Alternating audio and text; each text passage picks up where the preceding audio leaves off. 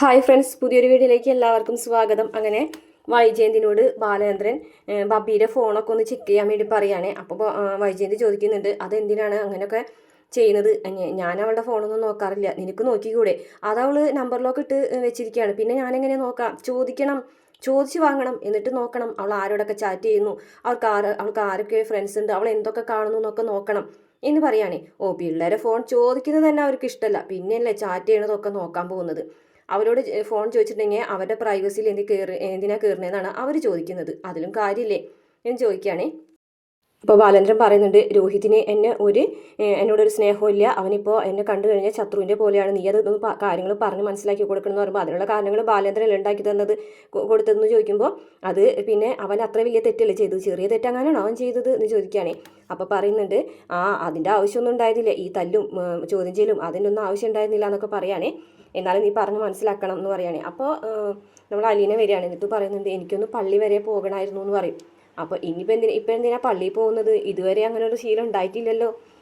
അപ്പോൾ ബാലേന്ദ്രൻ പറഞ്ഞു, നീ പള്ളിയിൽ പോകാനാണെങ്കിൽ പോയിക്കോ എന്ന് പറയട്ടോ. അപ്പോൾ വീണ്ടും വൈജയന്തി പറയുകയാണേ, അതെ, അടങ്ങി ഒതുങ്ങി റെസ്റ്റ് എടുത്ത് വീട്ടിലിരിക്കാൻ പറഞ്ഞ ആൾക്കാരാണോ ഇങ്ങനെ തോന്നിയോണം അഴിച്ചിട്ട് പോലെ നടക്കുന്നത് എന്ന് ചോദിക്കും. അപ്പോൾ അലീനൊന്നും മിണ്ടാതെ നിൽക്കുമ്പോൾ, അലീനെ നിന്നോടല്ലേ പറഞ്ഞത് പോകണമെന്നുണ്ടെങ്കിൽ? അപ്പോൾ അലീന ശരി, താങ്ക് യു സാർ എന്ന് പറഞ്ഞിട്ട് പോകും. അപ്പോൾ വൈജയന്തി ഒന്നും മിണ്ടൂല കേട്ടാ.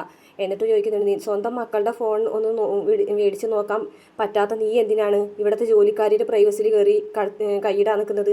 അതിൻ്റെ ആവശ്യം നിനക്ക് എന്താണെന്ന് പറയും കേട്ടോ. അപ്പോൾ ഈ വീട്ടിൽ വലിയ പ്രശ്നങ്ങളും മാത്രമല്ലേ നടക്കണുള്ളൂ, രോഹി ഇങ്ങനെ ആയത് എന്താണെന്ന് അറിയില്ല എന്നൊക്കെ പറയുമ്പോൾ, അലീന വന്നതിന് ശേഷമാണ് ഈ വീട്ടിൽ പ്രശ്നങ്ങൾ ഉണ്ടായിട്ടുള്ളൂ എന്ന് പറയും. അതിന് ശേഷമുള്ള പ്രശ്നങ്ങൾ മാത്രം ഇവിടെ ഉള്ളൂ, അതിന് മുമ്പ് ഒരു പ്രശ്നങ്ങളുണ്ടായി ഇല്ല എന്ന് പറയുമ്പോൾ പറയും, എങ്കിൽ ഒരു കാര്യം ചെയ്യ്, അതിനെ ഇവിടെ പറഞ്ഞയച്ചോ. എനിക്കിഷ്ടം, എനിക്ക് സമ്മതമാണ് ആണോ, എങ്കിൽ വേറെ ജോലിക്കാരും വേണ്ടേ, അത് നമുക്ക് പത്രത്തിൽ പരസ്യം കൊടുക്കാം. അങ്ങനെയാണെങ്കിൽ ശരി, നോക്കിക്കോ എന്ന് പറഞ്ഞിട്ട് ബാലേന്ദ്രൻ അങ്ങനെ പോകും കേട്ടോ. അതിനുശേഷം കാണിക്കുന്നത് കൃപാലയം എന്ന് പറഞ്ഞിട്ടുള്ളൊരു അനാഥാലയത്തിലേക്ക് ഒരുപാട് സാധനങ്ങളൊക്കെ ഓട്ടോയിൽ വാങ്ങിച്ചിട്ട് വരികയാണ് അലീന. അപ്പോൾ അയ്യ ഡ്രൈവറോട് പറഞ്ഞാണ്, ഇതൊക്കെ ഒന്ന് എടുത്ത് വെക്കാൻ സഹായിക്കുമെന്ന് ചോദിക്കുമ്പോൾ, അതിന് പ്രത്യേകിച്ച് കൂലി തരണം കേട്ടോ എന്ന് പറയും. തരാം എന്ന് പറയും. അപ്പോൾ ഇതൊക്കെ ഇറക്കി വെക്കുന്ന കാണുമ്പോഴത്തേക്കും രണ്ട് സിസ്റ്റർമാർ വന്നിട്ട് ചോദിക്കും, ആരാ എവിടെ നിന്നാണ് വരുന്നത് എന്നൊക്കെ ചോദിക്കും. ഇത് എവിടെ നിന്നാണ് വാങ്ങിച്ചത്? ഇതിവിടെ അടുത്തുള്ള കടയിൽ നിന്ന് വാങ്ങിച്ചതാന്ന് പറയും. അപ്പോൾ എൻ്റെ പേര് അലീന എന്ന് പറയും. അങ്ങനെ അവർ പരിചയപ്പെടുകയാണേ.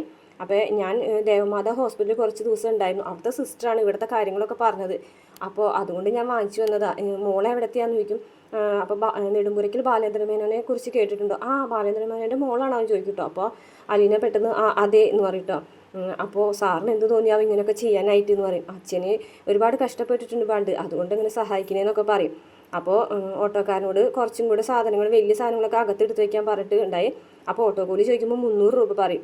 അപ്പോൾ അവർ സിസ്റ്റർമാർ ചോദിക്കുന്നുണ്ട്, എന്തിനാ 300 രൂപ കൂടേക്ക് വേണേൽ 100 രൂപയല്ലേ? അപ്പോൾ സാധനങ്ങളൊക്കെ ഇത്ര അധികം ഞാൻ എടുത്ത് വെച്ച് തന്നില്ല, അപ്പോൾ അതിന് വേണ്ടി കൂലി വേണ്ടേ ചോദിക്കും കേട്ടോ. ഒരു 200 രൂപ കൊടുത്താൽ മതി മോളേന്ന് പറയും. അപ്പോൾ അയാൾ ഒരു 50 രൂപയും കൂടെ താഴെ ചായക്ക് എന്ന് പറയും. അപ്പോൾ അതിന് പറയും, ചായ മാത്രം കുടിക്കാൻ പാടുള്ളൂ, കള്ളൊന്നും കുടിക്കരുതിട്ടാന്നൊക്കെ പറയും. അങ്ങനെ അവർ അവിടുന്ന് പോയതിന് ശേഷം പിന്നീട് അലീന പള്ളിയിലേക്ക് പോകും. പിന്നീട് രോഹിത് ഹരിനെ വിളിക്കുകയാണേ, ഞാൻ 2 ദിവസമായില്ലോടാ നിന്നെ വിളിക്കുന്നത്, ഈ എന്താ ഫോൺ എടുക്കാത്തതെന്ന് ചോദിക്കുമ്പോൾ ഹരി പറയുന്നുണ്ട്, എൻ്റെ കൂടെ കൂടിയിട്ടല്ലേ നീ ചീത്താവണം എന്നുള്ളത് പറച്ചിൽ, അതുകൊണ്ട് ഞാൻ മനഃപൂർവ്വം ഫോൺ എടുക്കാൻ ഞാൻ എന്നിട്ട് പറയും. വലിയ ഒരു സംസാരമായി പോയി നിൻ്റെ, ഇതാണോടാ നിനക്ക് പറയാനുള്ളതെന്ന് പറയും കേട്ടോ. നീ എന്തിനാ വിളിച്ചതെന്ന് ചോദിക്കും. വിളിച്ചതിന് ഇപ്പോൾ പറയാൻ എനിക്ക് മനസ്സില്ല എന്ന് പറയും. എടാ നീ എൻ്റെ കൂടെ കൂടിയിട്ടാണ് ചീത്താവണമെന്ന് പറഞ്ഞു, അതുകൊണ്ടാണ് ഞാൻ നിന്നോട് നിൻ്റെ ഫോൺ എടുക്കാഞ്ഞത്, എന്തായാലും നീ വിളിച്ച കാര്യം പറയുമെന്ന് പറയും. അപ്പോൾ അലീന അവളെന്നെ ഭീഷണിപ്പെടുത്തണോ എന്ന് ചോദിക്കും. അതെ, എന്ത് പറഞ്ഞിട്ട് എന്ന് ചോദിക്കും. അപ്പോൾ അവളുടെ ഫോൺ എവിടെയെന്ന് ചോദിച്ചു. അപ്പോൾ നീ എന്ത് പറഞ്ഞു? അത് നീ പുഴയിലെറിഞ്ഞെന്ന് ഞാൻ പറഞ്ഞു. അപ്പോൾ എന്താ പറഞ്ഞോളൂ എന്ന് പറയും. അങ്ങനെയാണെന്നുണ്ടെങ്കിൽ ആ ഫോണിനെ കുറിച്ച് അതങ്ങനെ പറഞ്ഞപ്പോൾ അത് അവസാനിച്ചു. പക്ഷേ അവൾ 2-3 കാര്യങ്ങൾ എന്നോട് പറഞ്ഞിട്ടുണ്ട്. ഒന്ന്, അവളോട് മാപ്പ് പറയണം, പിന്നെ രണ്ടാമത്തെ കാര്യം നീയുമായിട്ടുള്ള കൂട്ടുകെട്ട് അവസാനിപ്പിക്കണം. കണ്ടില്ലേ ഇപ്പം എന്തായി? ഞാൻ പറഞ്ഞില്ലേ എൻ്റെ കൂടെ കൂടിയിട്ടാണ് നീ ചീത്താവുന്നതെന്ന് എല്ലാവരും പറഞ്ഞെന്ന്, ഇപ്പം മനസ്സിലായില്ലേ നിനക്കെന്ന് ചോദിക്കും. അതൊന്നും എന്നെ സമ്മതിക്കുന്ന വിഷയമല്ല, അവളുടെ മുന്നിൽ മാപ്പ് പറയാനായിട്ട് എൻ്റെ പട്ടി പോകുന്നൊക്കെ പറയാം. കണ്ട, ഇതാണ് നിൻ്റെ കുഴപ്പമില്ല, 2-3 മാപ്പ് അപ്പം തന്നെ പറഞ്ഞുകൂടായിരുന്നു. മാപ്പ് പറഞ്ഞില്ലെങ്കിൽ അവൾ എൻ്റെ അച്ഛനെ വിളിച്ച് ഇങ്ങോട്ട് വരുന്ന പറഞ്ഞിരിക്കുന്നത്. അങ്ങനെ ഒരു സാഹചര്യം നീ ഉണ്ടാക്കരുത്, നീ മാപ്പ് പറഞ്ഞാലും കുഴപ്പമൊന്നുമില്ല എന്നൊക്കെ പറഞ്ഞു. പിന്നെ ഒരു കാര്യം കൂടെ പറഞ്ഞിട്ടുണ്ട്, എന്നെങ്കിലും ഒരിക്കലേ അവളുടെ കാല് പിടിച്ച് ഞാൻ മാപ്പ് പറയുന്നു. നീ എന്തായാലും ഇനി ഇപ്പോൾ ഈ വിഷയം വിടുക എന്നൊക്കെ പറഞ്ഞിട്ട് അവർ ഫോൺ കട്ട് ചെയ്യണം. പിന്നെ കാണിക്കുന്നത് ഹരി വരികയാണ് കേട്ടോ. ഹരിയല്ല, മനു വരികയാണ് അലീനയുടെ അടുത്തേക്ക്. അപ്പോൾ ഇങ്ങനെ എങ്ങനെയുണ്ട്, അസുഖമൊന്നും കുഴപ്പമില്ലല്ലോ, റെസ്റ്റ് എടുക്കണില്ലല്ലോ എന്നൊക്കെ ചോദിക്കുമ്പോൾ ചെറിയ ചെറിയ പണികൾ മാത്രം ഞാൻ എടുക്കുന്നുള്ളൂ, വലിയ കാര്യമായിട്ടുള്ള പണികളൊന്നും എടുക്കുന്നില്ല എന്നൊക്കെ പറയും. ഇപ്പോൾ കണ്ടിട്ട് വലിയ കുഴപ്പമൊന്നും തോന്നുന്നില്ല എന്ന് പറയും. അങ്ങനെ മനു അകത്തേക്ക് വരികയാണ്. അപ്പോൾ ബാലേന്ദ്രൻ പറയും, ആഹാ മനുവോ എന്ന് ചോദിക്കും. അപ്പോൾ മനു ബാലേന്ദ്രൻ സംസാരിക്കുമ്പോൾ അലീന അവിടെ നിൽക്കൂട്ടോ, നിന്നെ ഞാൻ വിളിക്കാനിരിക്കുകയായിരുന്നു എന്ന് പറയും. എന്താ അത് പിന്നെ നോക്കുമ്പോൾ പെട്ടെന്ന് അലീനനെ കാണാണേ. അപ്പോൾ അലീനോട് മനു ഇങ്ങനെ ചായ ആംഗ്യം കാണിക്കാൻ കേട്ടോ, രണ്ട് കൈ കൊണ്ട് അങ്ങോട്ടും ഇങ്ങോട്ടും ചായ ആറ്റുന്ന പോലെ ചായ കൊടുക്കാൻ വേണ്ടി പറയുന്നതാണ്. പക്ഷെ വായോണ്ട് പറയുന്നില്ല. അപ്പോൾ ബാലേന്ദ്രൻ പറയുന്നുണ്ട്, നിനക്ക് അവളോട് ചായ വേണമെങ്കിൽ ചായ എന്ന് പറഞ്ഞാൽ പോലെ, നീ എന്തിനാണ് ഇങ്ങനെ കഥകളി കളിക്കുന്നത്? ഇതൊരു കുസൃതി, അവൾക്ക് മനസ്സിലായി ഞാൻ കാണിച്ചത് എന്താണെന്നൊക്കെ പറയും കേട്ടോ. അങ്ങനെ ഞാനിപ്പോൾ വരാമെന്ന് പറഞ്ഞിട്ട് ബാലേന്ദ്രൻ പോയിട്ട് കത്രിക എടുത്തു വരികയാണ് കേട്ടോ. എന്നിട്ട് ആ കത്രിക മനുവിന് കാണിച്ചു കൊടുക്കാണ്ട്, നീ ഇത് കണ്ടോ എന്ന് ചോദിക്കും. ഇതെന്താ കത്രികയോ? ഇത് കത്രിക, ഈ കത്രികയാണ് അലീനയുടെ വയറ്റിൽ കുത്തി കയറിയെന്ന് പറയട്ടോ. അതെ എന്ന് പറഞ്ഞിട്ട് ഇങ്ങനെ പെട്ടെന്ന് ആ കത്രികയ്ക്കൊന്ന് നോക്കുകയാണ് മനു. എന്നിട്ട് പറയും, ഇതിന് നല്ല നീളമുണ്ടല്ലേ? നീളമുണ്ട്, ഇതെൻ്റെ മുറിയിലിരുന്നതാ, ഇത് ഒരു ദിവസം രോഹിത് എടുത്തുകൊണ്ട് പോയി, പിന്നെ അത് അവൻ്റെ മുറിയിലായി, ഞാൻ മീശ കെട്ടാൻ വേണ്ടി വെച്ചിരുന്നതാന്നൊക്കെ പറയും. എനിക്ക് ചില കാര്യങ്ങളൊക്കെ മനസ്സിലായി, സംഭവിച്ചത് എന്താണെന്ന് നിനക്ക് നന്നായിട്ട് അറിയാമെന്നും എനിക്ക് മനസ്സിലായി എന്ന് പറയും കേട്ടോ. അപ്പോൾ മനു ഒന്നും മിണ്ടാതെ നിൽക്കുകയാണേ.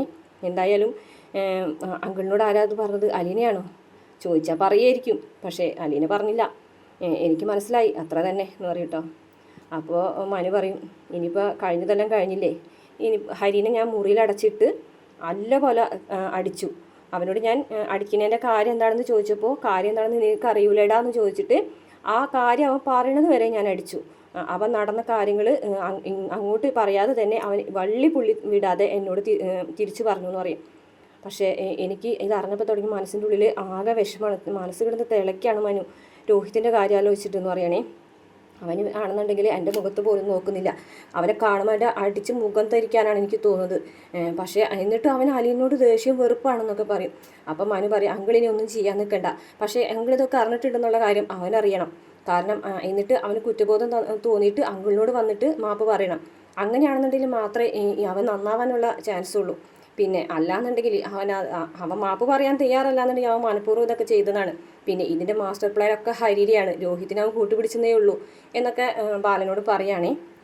അപ്പോൾ ബാലന് അതൊക്കെ കേൾക്കുമ്പോൾ വല്ലാത്തൊരു വിഷമമാണ്. ആ പെൺകുട്ടിയുടെ മുഖത്ത് നോക്കാൻ എനിക്ക് പറ്റുന്നില്ല, അവൾ പോലീസിനോട് പറഞ്ഞിരുന്നെങ്കിൽ എന്തായിരിക്കും നമ്മുടെ വീടിൻ്റെ അവസ്ഥ എന്നൊക്കെ ആലോചിക്കുകയാണ്.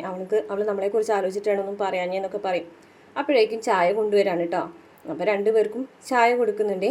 അങ്ങനെ അവർ വീണ്ടും ഓരോരോ കാര്യങ്ങൾ സംസാരിച്ചുകൊണ്ട് നിൽക്കുകയാണ്.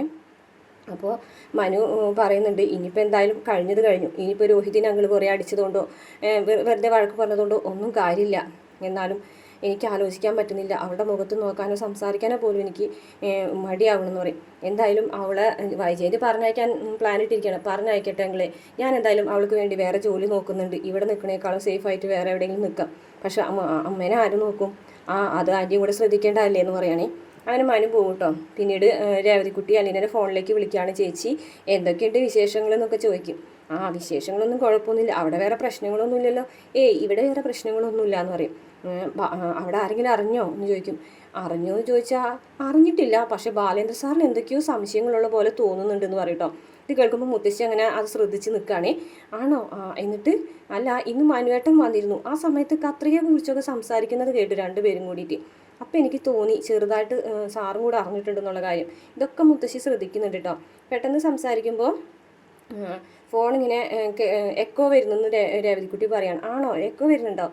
വേറെ എന്തെങ്കിലും അറിഞ്ഞോ ആഗ്രയിലെ കാര്യം എന്നൊക്കെ ചോദിക്കുകയാണെ. അപ്പോൾ മോളെ ഒരു കാര്യം ചെയ്യും, മോൾ കട്ട് ചെയ്തിട്ടൊന്ന് വിളിക്കും, ഇത് സംസാരിക്കുന്നത് കേൾക്കുന്നില്ല എന്ന് പറയും കേട്ടോ.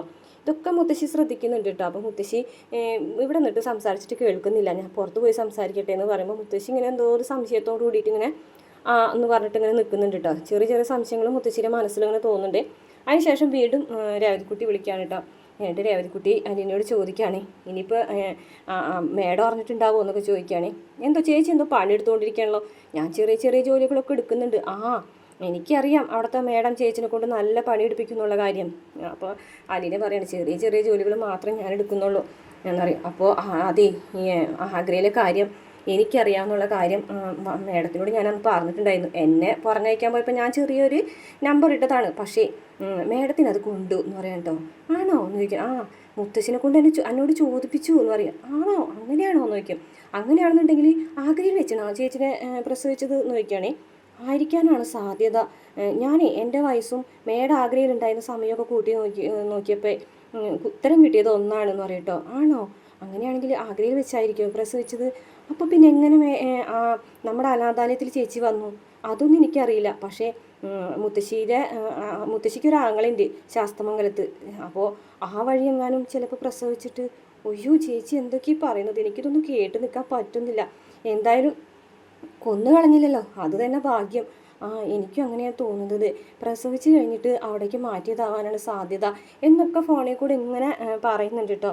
അങ്ങനെയാണെന്നുണ്ടെങ്കിൽ ആഗ്രയിൽ വെച്ചാണ് ചേച്ചിനെ പ്രസവിച്ചെന്നുണ്ടെങ്കിൽ ചേച്ചിയുടെ അച്ഛൻ ഒരു ഹിന്ദിക്കാരനായിരിക്കുമോ എന്ന് അലീനോട് രേവതിക്കുട്ടി ചോദിക്കുകയാണ് കേട്ടോ. അപ്പോൾ അത് ശരിയായിരിക്കുമല്ലോ എന്നുള്ളൊരു കാര്യം അലീനയ്ക്കും തോന്നുന്നുണ്ട്. അങ്ങനെ ചിന്തിച്ച് നിൽക്കുന്നത് കാണിച്ചുകൊണ്ടാണ് ഇന്നത്തെ എപ്പിസോഡ് അവസാനിക്കുന്നത്. പ്രമോല് കന്യാസ്ത്രീമാർ വീണ്ടും അലീനനെ കാണാനായിട്ട് വരികയാണ് കേട്ടോ. അപ്പോൾ അലീന അവർക്ക് വീണ്ടും പൈസ ഒക്കെ കൊടുക്കുന്നുണ്ട്. അപ്പോൾ ബാലേന്ദ്രനാണെന്നുണ്ടെങ്കിൽ ഇത് കണ്ടുവരികയാണ്. ഇവർ രണ്ടുപേരും കൂടെ പൈസ വാങ്ങിച്ച് പോണത്. ബാലേന്ദ്രൻ ഭക്ഷണം കഴിക്കുന്ന സമയത്ത് അലീനയോട് ചോദിക്കുന്നുണ്ട് എത്ര കൊടുത്തു എന്ന് ചോദിക്കുമ്പോൾ 2000 രൂപ കൊടുത്തു. ഓ, ബാലേന്ദ്ര മേനോനേക്കാളും പണക്കാരിയായോ നീ എന്ന് ചോദിക്കും കേട്ടോ. അതിനുശേഷം പിന്നീട് കാണിക്കുന്നത് വൈജയന്തി ദേഷ്യത്തോടു കൂടി വന്നിട്ട് നീ ബാലേന്ദ്രൻ്റെ കാറിലാണോ പോയതെന്ന് ചോദിക്കുമ്പോൾ മേഡം എന്ത് ചോദിക്കുന്നത്? ബാലേന്ദ്ര സാറ് കാറിലും ഞാൻ നടന്നു പോകുന്നതാണോ മേഡം വിചാരിക്കുന്നത്? അപ്പോൾ നിന്നെ ഞാനിവിടെ നിന്ന് പറപ്പിക്കും എന്ന് പറയാണ് കേട്ടോ. മേഡം പറഞ്ഞാൽ ഞാനിവിടെ നിന്ന് പോകും, പക്ഷേ എന്ന് പറഞ്ഞിട്ട് എന്തോ ഒരു കാര്യം കൂടി അലീന പറയുന്നത് കാണിക്കുന്നുണ്ട് കേട്ടോ. പക്ഷേ ആ ഒരു വാക്കോട് കൂടിയിട്ട് വൈജയന്തി ആകെ ഞെട്ടിധരിച്ച് നിൽക്കുന്നതും പ്രമോല് കാണിക്കുന്നുണ്ട്. അപ്പോൾ വീഡിയോ ഇഷ്ടപ്പെട്ടാൽ മറക്കാതെ നമ്മുടെ ചാനൽ ഒന്ന് സബ്സ്ക്രൈബ് ചെയ്ത് സപ്പോർട്ട് ചെയ്യണേ.